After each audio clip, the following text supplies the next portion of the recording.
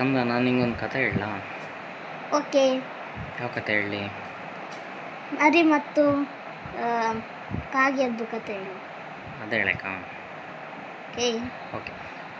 ಒಂದು ಚಂದದ ಊರಿತ್ತಂತೆ.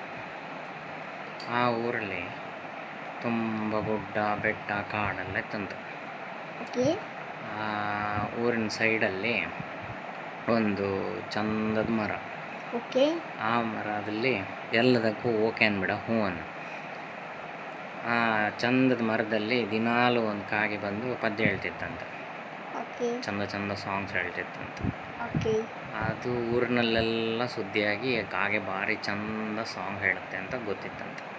ಓಕೆ. ಹಾಗೆ ಒಂದು ದಿವಸ ಒಂದು ಮರದಲ್ಲಿ ಕೂತ್ಕೊಂಡು ಚಂದ ಸಾಂಗ್ ಹೇಳಬೇಕು ಅಂತ ಕೂತಿತ್ತಂತೆ. ಓಕೆ.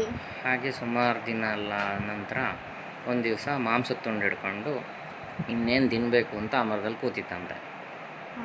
ಅಷ್ಟರಲ್ಲಿ ಅಲ್ಲೇ ನಡ್ಕೊಂಡೊಂದು ನರಿ ಬಂತು. ನರಿ ಬಂದಾಗ ಕಾಗೆ ನೋಡಿ ಈ ಮಾಂಸದ ತುಂಡು ನಾನು ತಿಂದರೆ ಅಂತ ಆಸೆ ಆಯ್ತಂತೆ.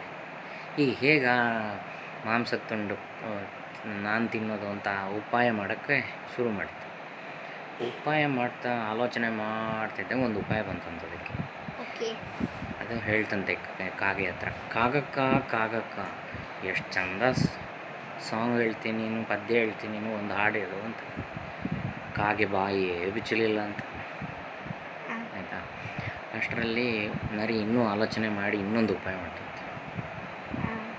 ಕಾಗೆ ಹತ್ರ ಹೇಳ್ತಂತೆ, ಕಾಗಕ್ಕ ಊರಿಡೀ ನಿಂದೇ ಸುದ್ದಿ, ಎಲ್ಲೋದ್ರೂ ಕಾಗಕ್ಕ ಹೇಳುವಷ್ಟು ಸಾಂಗು ಪದ್ಯ ಯಾರು ಹೇಳಲ್ಲ, ಅಷ್ಟು ಚಂದ ಹೇಳುತ್ತೆ ನೀನು, ನನಗೊಂದು ಪದ್ಯ ಹೇಳು ಅಂತ. ಆಯಿತಾ?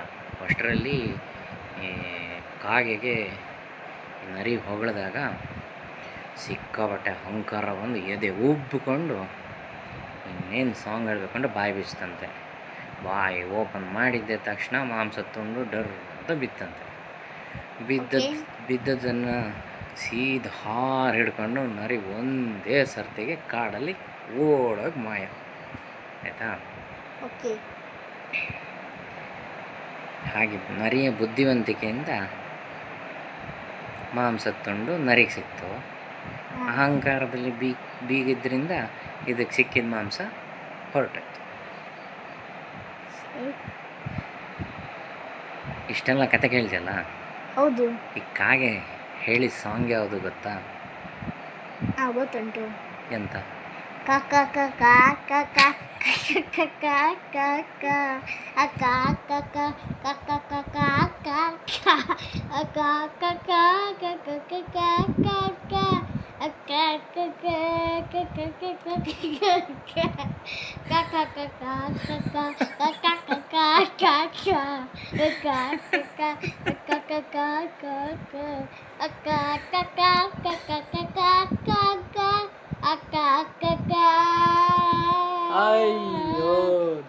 ಇದೇ ಪದ್ಯ ಹೇಳಿತ್ತು.